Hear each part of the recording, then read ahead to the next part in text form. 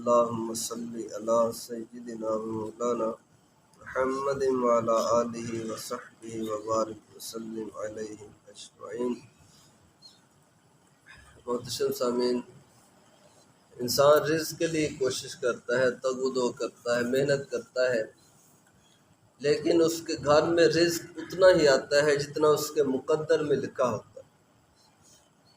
لیکن کچھ اصول ایسے ہیں کہ انسان چاہے ان پر عمل کرے تو گھر میں آئے ہوئے رزق میں برکت ہو جائے، اس میں اضافہ ہو جاتا ہے۔ اور ہمارا مسلمانوں کا یقین ہے برکت پہ کہ اگر اللہ کے پسندیدہ اسباب اختیار کیے جائیں تو اللہ برکت عطا کرتا ہے۔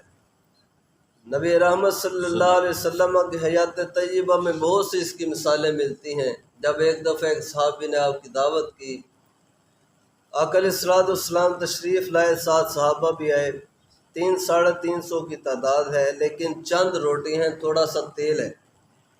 آقا علیہ الصلوۃ والسلام نے فرمایا بھئی ان روٹیوں کے ٹکڑے کرو اور تیل گھی ان کے اوپر ڈال دو۔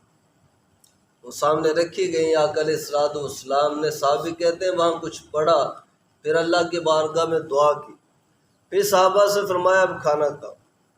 اب وہ جو چند روٹیاں تھیں 300-350 صحابی کھا چکے ہیں، لیکن اب تک ختم نہیں۔ اس کو کہتے ہیں برکت۔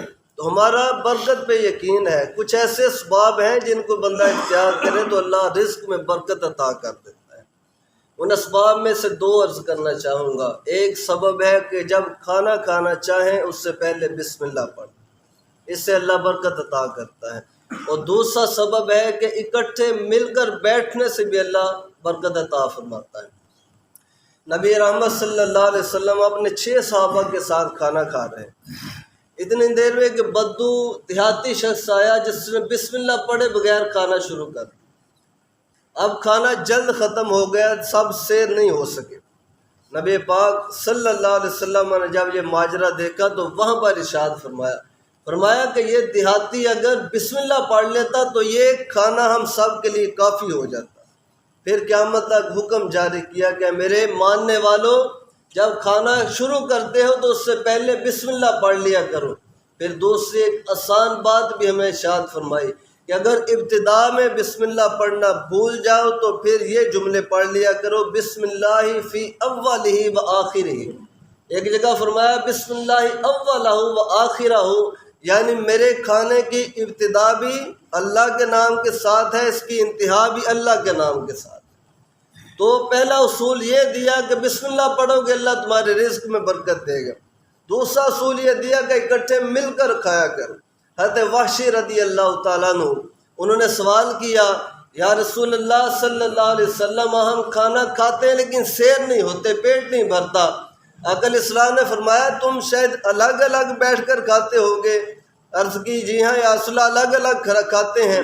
آپ نے فرمایا بھئی الگ نہیں، اکٹھے مل کر بیٹھ کر کھایا کرو۔ 2 کام تم نے کرنے ہیں، ایک یہ کہ اکٹھے بیٹھ کر کھانا ہے، دوسرا یہ کہ کھانا شروع کرنے سے پہلے اپنے رب کا نام لینا ہے۔